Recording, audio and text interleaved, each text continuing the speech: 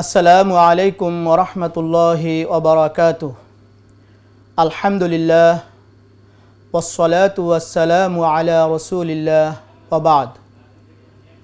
সুপ্রিয় দর্শক শ্রোতা, প্যানভিশন টেলিভিশনের সুস্বাগতম। আজকের আলোচনার বিষয় মানুষের সফলতা কোথায়। আমরা যদি মানুষের জীবনের দিকে তাকাই তাহলে দেখব প্রতিটা মানুষ তিনটি স্তর অতিক্রম করতে হয়। তার প্রথম স্তর হচ্ছে এই পার্থিব জীবন, যেটা মাতৃগর্ভ থেকে ভূমিষ্ঠ হওয়ার পর থেকে তার মৃত্যুর আগ পর্যন্ত। আর দ্বিতীয় স্তর হচ্ছে তার দেহ থেকে যখন রূহ বিচ্ছিন্ন হয়ে যায়, তার মৃত্যু হয়। এই মৃত্যু পরকালীন সময় থেকে হাসরের ময়দানে তার বিচার কার্য সম্পন্ন করা পর্যন্ত, যেটা আমরা আলমে বারজাখ বলা হয়ে থাকে বা কবর জীবন। এবং তৃতীয় স্তর হচ্ছে ফারিকুন ফিল জান্নাতে ওয়া ফারিকুন ফিস সাইর। একদল জান্নাতে যাবে আর একদল জাহান্নামে যাবে। সেই জান্নাতে চিরস্থায়ী জান্নাতের জীবন অথবা চিরস্থায়ী জাহান্নামের জীবন। এই তিনটা স্তরই যদি আমরা সফলতা অর্জন করতে চাই তাহলে আমাদের কি করতে হবে এবং কি করণীয়, আমাদের জীবনে কি বর্জনীয়, এটাই হচ্ছে আজকের আলোচনার মূল বিষয়। একজন মানুষ হিসাবে যদি আপনি সফল হতে চান তাহলে সর্বপ্রথম আপনাকে যেটা করতে হবে তা হচ্ছে আপনার যিনি সৃষ্টিকর্তা, যিনি আমাদেরকে সৃষ্টি করেছেন, যিনি আমাদেরকে লালন পালন করেন, যিনি আমাদেরকে সর্বক্ষণে পর্যবেক্ষণ করেন, সেই আল্লাহ সুবহানাহু ওয়া তাআলাকে চিনতে হবে। একজন সফল মানুষ তো সেই যে তার প্রকৃত মালিককে যিনি চিনতে পেরেছেন, যে তার প্রকৃত মালিকের পরিচয় লাভ করতে পেরেছেন। কারণ আল্লাহ সুবহানাহু ওয়া তাআলাকে যদি না চিনে, তার মালিককে যদি সে না চিনে, তাহলে তার পুরো জিন্দিগি পাপে এবং পঙ্কিলতায় নিমজ্জিত থাকবে। সে কিন্তু সফল হওয়া তার পক্ষে কখনোই সম্ভব হবে না। যে আদ-দুনিয়া মাজরাআতুল আখিরা, যে দুনিয়া হচ্ছে আখিরাতের শস্য ক্ষেত। এখানে কোনো ব্যক্তি যেভাবে চাষাবাদ করবে, অর্থাৎ এখানে কোনো ব্যক্তি যেভাবে আমল করবে, তার জিন্দেগিকে কোরআন এবং সুন্নাহ অনুযায়ী ঈমান আনার পরে তার পুরো জীবনকে কোরআন এবং সুন্নাহ অনুযায়ী যেভাবে সে পরিচালনা করবে, কবর এবং হাসরে সে তার ফলাফল সে লাভ করবে। একজন সফল মানুষকে তার পরিচয় সম্পর্কে পবিত্র কোরআনুল কারীম বলেছেন, কদ আফলাহা মান তাযাক্কা ওয়া যাকারা ইসমা রাব্বিহি ফাসাল্লা। যে ওই ব্যক্তি সফলতা অর্জন করেছে যে ব্যক্তি নিজে আত্মশুদ্ধি অর্জন করেছে এবং সালাত কায়েম করেছে, যাকাত দিয়েছে। এগুলো হচ্ছে সফলতার মূল চাবিকাঠি। অন্য আয়াতে আল্লাহ সুবহানাহু ওয়া তাআলা একজন সফল মুমিনের পরিচয় দিয়ে বলেছেন, قد أفلح المؤمنون الذين هم في صلاتهم خاشعون والذين هم عن اللغو معرضون।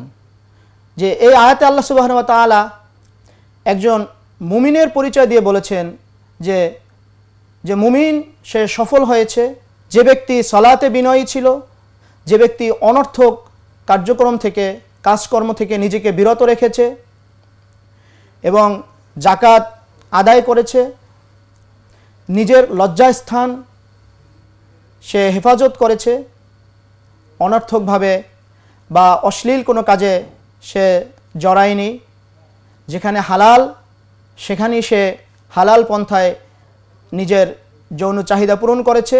এছাড়াও মুমিনের গুণাবলী ব্যাপারে আল্লাহ সুবহানাহু ওয়া তাআলা বলেছেন যে মুমিন তাকে যে আমানত দেওয়া হয় সে আমানতকে সে যথাযথভাবে আদায় করে।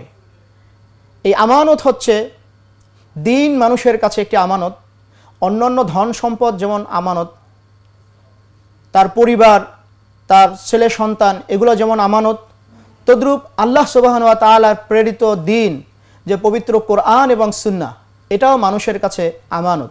এই আমানত যদি সে যথাযথভাবে আদায় করে, অর্থাৎ কোরআন সুন্নাহ অনুযায়ী যদি তার জীবন গঠন করে, তাহলে আল্লাহ সুবহানাহু ওয়া তাআলা বলেছেন যে সে ব্যক্তি সফল। আর যারাই এভাবে সফল হবে তাদের ব্যাপারে বলা হয়েছে উলাইকা হুমুল ওয়ারিসুন, তারাই হবে ওয়ারিস বা উত্তরাধিকারী, আল্লাযীনা ইয়ারিসুনাল ফিরদাউস, যারা জান্নাতুল ফিরদাউসের উত্তরাধিকারী হবেন, জান্নাতুল ফিরদাউসের যারা মালিক হবেন। তাহলে এই আয়াত দ্বারা আমরা বুঝতে পারি যে দুনিয়ার জীবনে যদি আমরা আমাদের ইসলামী বিধিবিধান যদি আমাদের বাস্তব জীবনে আমরা মান্য করতে পারি, বাস্তব জীবনে যদি আমরা প্রয়োগ করতে পারি, তাহলেই পরকালে আল্লাহ সুবহানাহু ওয়া তাআলার রহমত এবং মাগফিরাত আমরা লাভ করে জান্নাতুল ফিরদাউসের মালিক হব। আর যারাই জান্নাতুল ফিরদাউসের মালিক হবেন তারাই হবেন প্রকৃত সফল ব্যক্তি।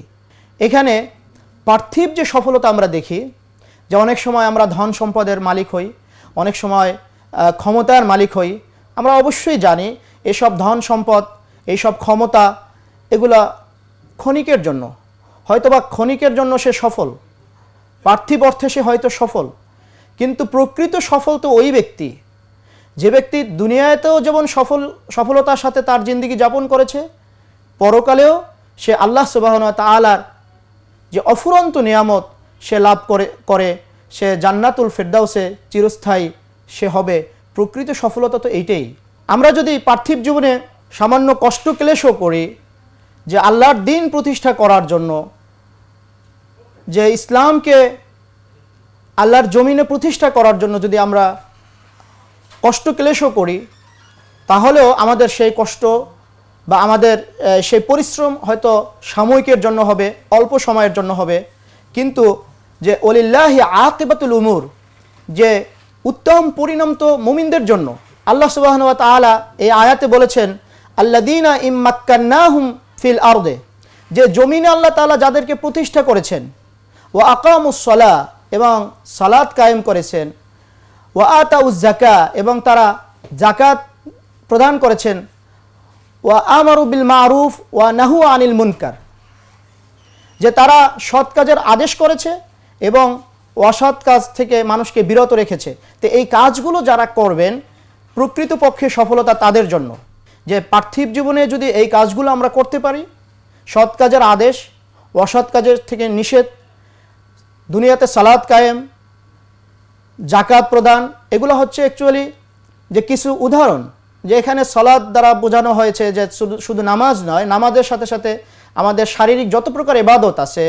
জাকাতের দ্বারা বোঝানো হয়েছে যে জাকাতের সাথে সাথে আর্থিক যত প্রকার ইবাদত আছে, এই যাবতীয় ইবাদতগুলো যারা যথাযথভাবে পালন করবে, যে তাদের জন্যই হচ্ছে উত্তম পরিণাম, তারাই কিন্তু পরকালে প্রকৃতপক্ষে তারাই সফলতা অর্জন করবে। তাই সফলতার প্রথম শর্ত যেটা আমরা একটু আগে বলেছি, যে আল্লাহ সুবহানাহু ওয়া তাআলাকে যথাযথভাবে চিনা, তাওহীদ নিজের মধ্যে প্রতিষ্ঠা করা এবং এই তাওহীদ অনুযায়ী তার জীবন পরিচালনা করা। কারণ পরকালে ক্ষমা পাওয়ার প্রথম শর্তই হচ্ছে আল্লাহর সাথে শিরক না করা। আল্লাহ সুবহানাহু ওয়া তাআলা পবিত্র কোরআনে বলেছেন ইন্নাল্লাহা লা ইয়াগফিরু আন ইউশরাকা বিহি ওয়া ইয়াগফিরু মা দুনা যালিকা লিমান ইয়াশা, যে আল্লাহ তাআলার সাথে যারা শিরক করবে, এই শিরককে আল্লাহ তাআলা ক্ষমা করবেন না, তবে শিরক ছাড়া অন্য যাবতীয় গুনাহ আল্লাহ চাইলে ক্ষমা করতে পারেন। তাই সেক্ষেত্রে আমাদেরকে সফল হতে হলে আমাদের শিরক মুক্ত জীবন যাপন করতে হবে এবং ইসলামের পূর্ণাঙ্গ বিধিবিধান, পূর্ণাঙ্গ আমল আমাদের জীবনে প্রতিষ্ঠা করতে হবে, তাহলেই আমরা প্রকৃতপক্ষে সফল হব। আর যদি আংশিকভাবে আমরা ইসলামকে মান্য করি বা আংশিকভাবে যদি আমরা ইসলামকে আমরা পালন করি, তাহলে সফলতা আমাদের থেকে অনেক দূরে চলে যাবে, আমরা হয়তোবা আল্লাহর আযাবের সম্মুখীন হয়ে যাব। তাই সুপ্রিয় দর্শক শ্রোতা, আমরা আসি এই পবিত্র রমজান মাসে আমরা প্রকৃত মুমিন, প্রকৃত ঈমানদার হওয়ার যতগুলো গুণাবলী পবিত্র কোরআন এবং হাদিসে বর্ণিত হয়েছে, সেই গুণাবলীগুলো আমরা অর্জন করি।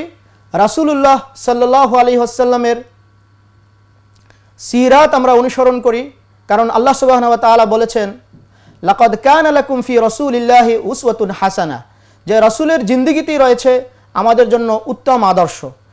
তাহলে উত্তম আদর্শ যে ব্যক্তি পরিপালন করবে, উত্তম আদর্শ যে ব্যক্তি তার নিজের জীবনে বাস্তবায়ন করবে, অবশ্যই সফলতা তারই হাতের মুঠোয় থাকবে। তাহলে আসুন আমরা রাসূল সাল্লাল্লাহু আলাইহি সাল্লামের জীবন অনুযায়ী, তার সুন্নাহ অনুযায়ী এবং কোরআন এবং হাদিস অনুযায়ী আমাদের জীবনকে পরিচালনা করি।